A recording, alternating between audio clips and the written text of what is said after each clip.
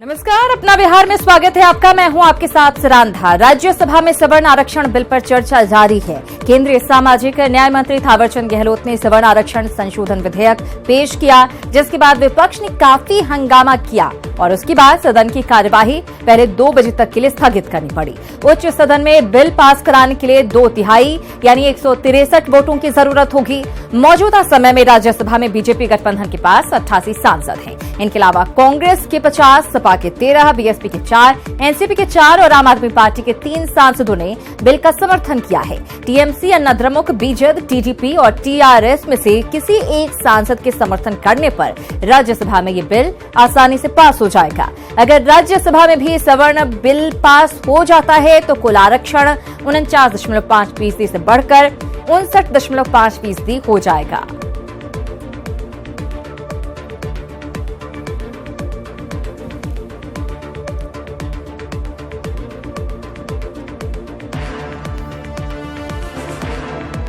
सवर्ण आरक्षण विधेयक पर राज्यसभा में चर्चा जारी है और इस दौरान कई बार आरोप प्रत्यारोप लगते भी दिखे हैं। पहले तो मैं बता दूं कि मेरी पार्टी जनता दल यू इस बिल के समर्थन में है और हम लोग इसका स्वागत करते हैं। बहुत ही ईमानदारी और निष्ठा के साथ ये पूरा का पूरा जो आज हम रिजर्वेशन की बात कर रहे हैं उसको लागू करना चाहिए और सब लोगों को हमेशा इस पर सावधान रहने की जरूरत है।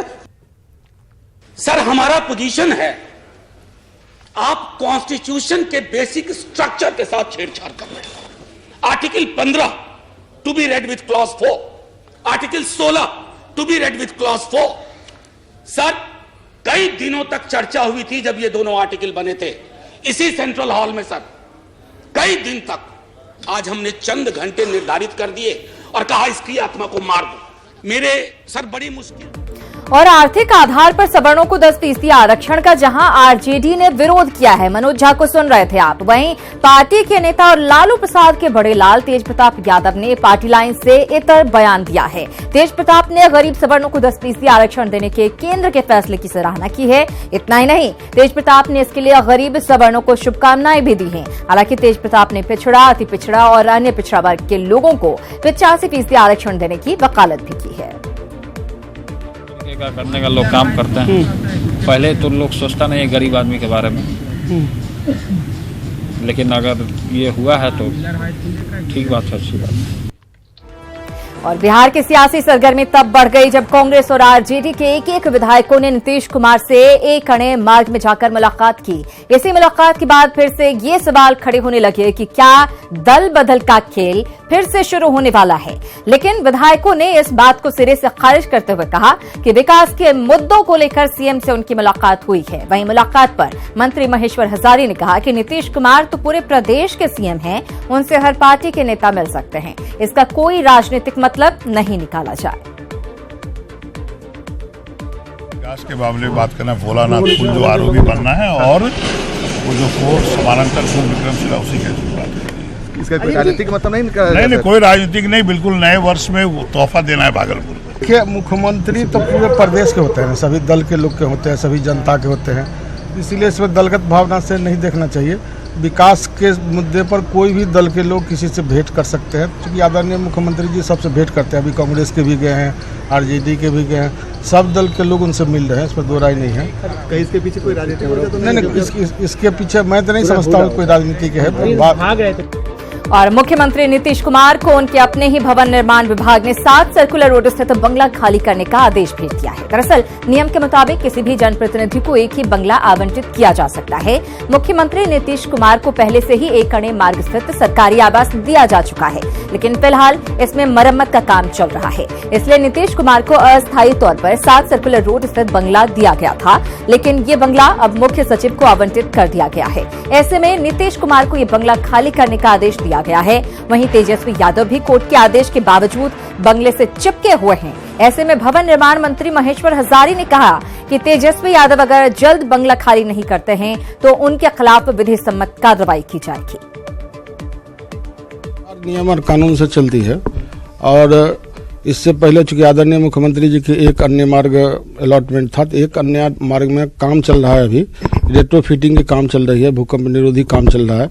चूंकि वह अंग्रेज के जमाना का मकान है, मकान बहुत अच्छा है, रेट्रोफिटिंग हो जाएगी तो उसका 100 वर्ष और उम्र बढ़ जाएगा उस मकान की, तो उसी के तहत उसमें काम चल रही है। इसीलिए अस्थायी रूप से 7 नंबर रोड में आदरणीय मुख्यमंत्री जी रहेंगे, लेकिन वह मुख्य सचिव बिहार सरकार के नाम से अलॉटमेंट कर दी गई है। जब यह रेट्रोफिटिंग का काम पूरा हो जाएगा एक अन्य मार्ग में, पुनः मुख्यमंत्री जी एक अन्य मार्ग में चले आएंगे, फिर 7 नंबर हमारे जो बिहार सरकार के मुख्य सचिव है उनको आवास आवंटित कर। तेजस्वी यादव के बंगले को लेकर क्या आपके, क्योंकि वो अब तक बंगला खाली नहीं कर रहे हैं, कोर्ट से भी उन्हें झटका लगेगा? देखिए, सरकारी मकान है, सरकारी मकान स्वयं उनको खाली कर देना चाहिए। एक तो सिंगल बेंच का आदेश आया, उसके बाद डबल बेंच का आया, तो सरकारी मकान का पर इतना लोभ नहीं करना चाहिए कि हम इसी मकान में रहेंगे। सरकारी मकान में आज जो मिनिस्टर है आज रहेंगे, कल जो मिनिस्टर हैं कल रहेंगे, परसों जो आएंगे परसों मिनिस्टर रहेंगे, तो एक ही मकान के लिए जितना जिद करना और रहना, तो मैं समझता हूँ यह दुर्भाग्यपूर्ण है। भवन निर्माण विभाग क्या करेगी? भवन निर्माण विभाग शीघ्र ही अभी फिर से नोटिस भेजा जाएगा, नोटिस भेज करके शीघ्र ही उनको भवन खाली करने का आग्रह किया जाएगा। यदि समय पर भवन खाली नहीं करेंगे तो पुनः जो विधि सम्मत कार्रवाई हो कार्रवाई की जाएगी। और मुख्यमंत्री नीतीश कुमार के नाम से अलॉट 7 सर्कुलर रोड स्थित बंगला अब भवन निर्माण विभाग ने राज्य के मुख्य सचिव दीपक कुमार के नाम से अलॉट कर दिया है। इधर इसे लेकर तेज प्रताप ने नीतीश कुमार पर तंज कसा और कहा है कि वो तो सिर्फ दिखावे के लिए किया गया है, हकीकत में अभी भी इस बंगले में कब्जा नीतीश कुमार का ही रहेगा। जिनके नाम से उनको न रहना चाहिए, अरे नहीं, जिनके नाम से है उनको रहना चाहिए।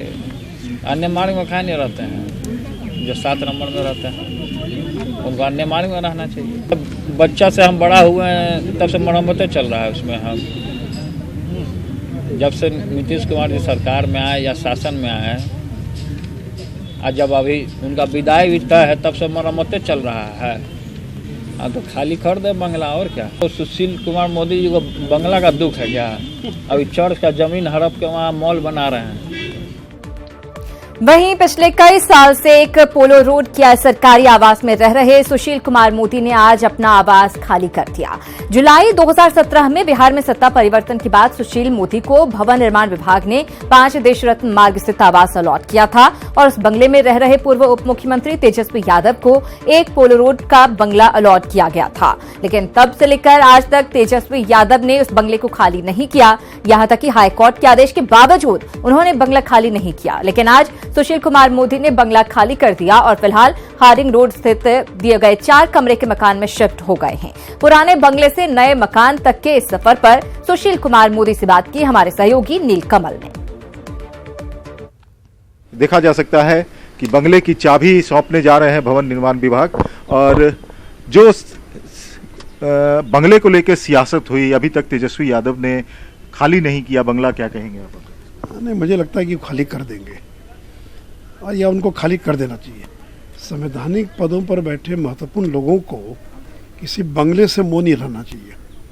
और जिस व्यक्ति का 5-5 मकान है, दिल्ली में 4 मंजिला मकान, पटना में 3-3 मकान, गोपालगंज में मकान, एक अदना मकान को लेकर लड़ाई लड़ रहा है। अरे गरीबों के मकान की लड़ाई लड़ते समझ में आ सकता था।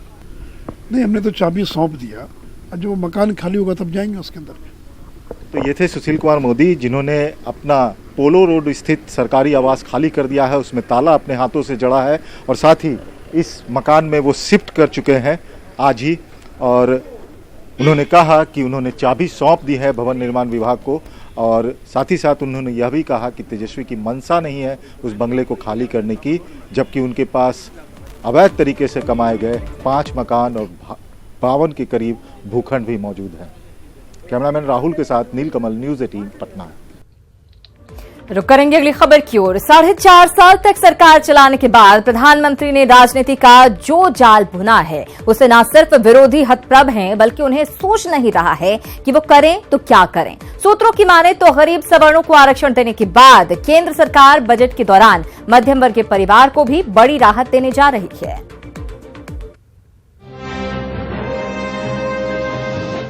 प्रधानमंत्री के तौर पर नरेंद्र मोदी ने 4.5 साल के कार्यकाल में कई ऐसे फैसले लिए जिसकी वजह से केंद्र सरकार को विपक्ष का पुरजोर हमला झेलना पड़ा। यहां तक कि भाजपा को कई चुनावों में जोरदार झटका भी लगा।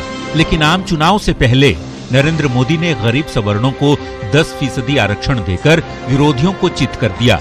सूत्र बताते हैं कि अब मोदी की नजर मध्यम वर्गीय परिवार पर है और केंद्र सरकार अपने अंतरिम बजट में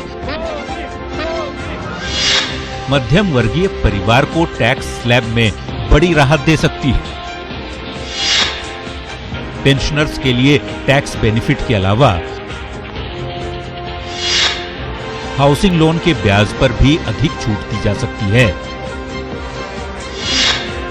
यही नहीं, टैक्स भरने वालों को अतिरिक्त छूट के साथ ही मिडिल क्लास के लिए अंतरिम बजट 2019 में कई घोषणाएं भी संभव है। बजट भी आ रहा है, विभिन्न बजटों में सभी को लाभ हो, मध्य वर्ग हो, गरीब, अति गरीब हो, दलित हो, सबके लिए हमारे पिटारे में काम है कि उनकी गरीबी दूर की जाए। किसानों की आय को दुगनी करने का प्रयास हो रहा है। वैसे गरीब सवर्णों को 10% आरक्षण देने की तैयारी के बाद ऐसे संवेदनशील मुद्दों पर सरकार का समर्थन करने के सिवा विपक्ष के पास विकल्प ही नहीं था। वैसे राजद ने सवर्ण आरक्षण बिल का पुरजोर विरोध किया, लेकिन अब किंतु परंतु की बातें की जा रही हैं। देखिए, ये कोई जरूरी नहीं है कि महागठबंधन में जो लोग हैं सभी हर बिंदु पर कांग्रेस के साथ हो जाए। हम ये आरजेडी से न पूछें आप, कांग्रेस के लिए तो ये मुख्य बिंदु है, कांग्रेस ने उसको समर्थन दिया। जनगणना रिपोर्ट के आधार पर आप फिर से आरक्षण नीतियों की समीक्षा कीजिए और फिर से एक सुविचारित बिल सबके लिए लाइए।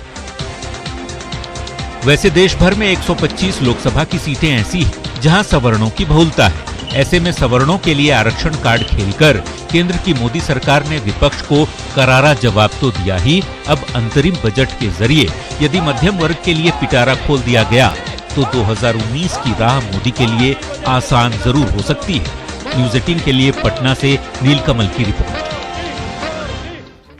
जहां मोदी और एनडीए की राह आसान होती हुई नजर आ रही है, वहीं महागठबंधन के भीतर इन दिनों सब कुछ ठीक ठाक नहीं चल रहा है। खासतौर पर कांग्रेस और आरजेडी के बीच खुद को बड़ा बताने की होड़ मची है। दोनों पार्टी के नेता एक दूसरे दल के नेतृत्व को स्वीकार करने को भी तैयार नहीं।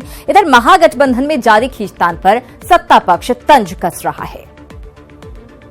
कांग्रेस आरजेडी में अहंग का टकराव, महागठबंधन में चेहरे पर द्वंद्व, हाथ बड़ा या लालटेन।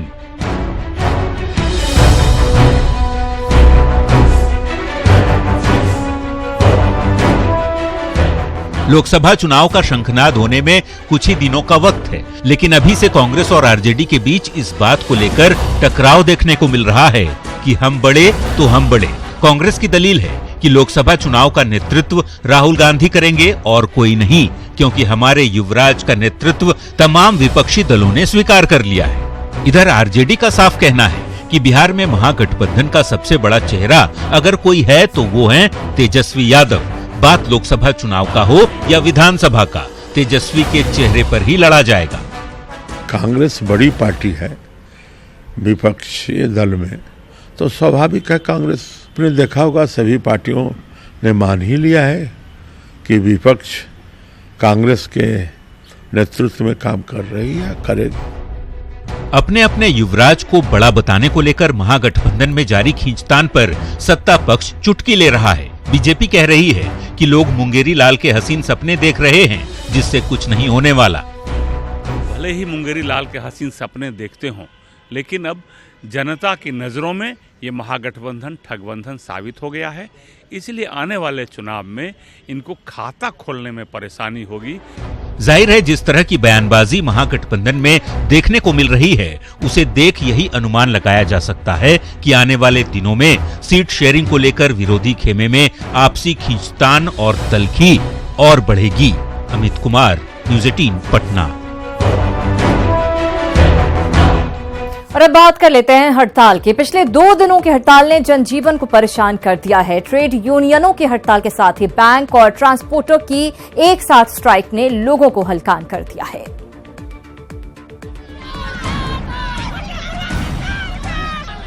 झंडों से पटा शहर, बैंकों में लगे ताले और आंदोलनकारियों की नारेबाजी।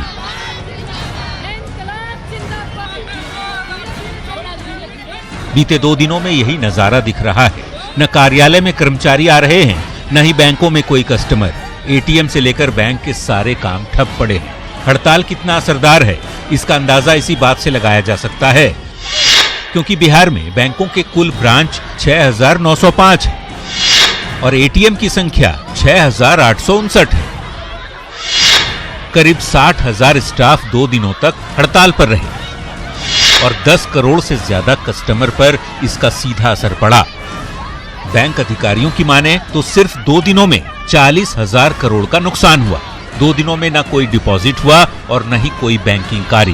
लगभग 40-42 हजार करोड़ का ट्रांजैक्शन बाधित हुआ है पूरे बिहार के अंदर में। और ये सरकार को अच्छी तरह मालूम है कि इससे अगर हड़ताल होती है, बैंकों की हड़ताल खास करके होती है, तो कोई भी काम नहीं हो पाता, बैंक में ताला नहीं खुलते हैं। उसके बावजूद ये सरकार जो है सरकार की उदासीनता और सरकार की हठधर्मिता का हम कड़ा विरोध करते हैं। हड़ताल से न सिर्फ बैंकों पर बल्कि बाजार पर भी खासा असर दिखा। फल बाजार के विक्रेता 2 दिनों से दुकान तो खोल रहे हैं, पर ग्राहक के इंतजार में शाम ढली जा रही है। अभी के मतलब बोहनी तक भी आफत है, बंदी के लेकर के बोहनी तक में भी आफत है, बोहनी तक भी हम लोग नहीं। 2 दिनों के बंद के बाद बैंक कर्मियों और ट्रेड यूनियनों की कितनी मांगे पूरी होंगी, ये तो समय ही बताएगा। पर इस हड़ताल से आम से लेकर खास सभी परेशान जरूर हुए। पटना से रवि एस नारायण, न्यूज 18। और न्यूज 18 की खबर का एक बार फिर बड़ा असर हुआ है। दीघा थाना के रिटायर्ड दारोगा गोपाल सिंह के मामले में खबर दिखाए जाने के बाद पटना सेंट्रल रेंज के डीआईजी राजेश कुमार ने मामले पर संज्ञान लेते हुए 1 हफ्ते के भीतर दीघा थाना अध्यक्ष को मालखाना का प्रभार दूसरे को देने और रिटायर्ड दारोगा गोपाल सिंह को मुक्त करने के आदेश दिए हैं। आपको बता दें कि गोपाल सिंह से रिटायरमेंट के 6 साल बाद भी मालखाना प्रभारी की ड्यूटी कराई जा रही थी। इस खबर को न्यूज 18 ने प्रमुखता के साथ दिखाया और इसका असर भी हुआ है।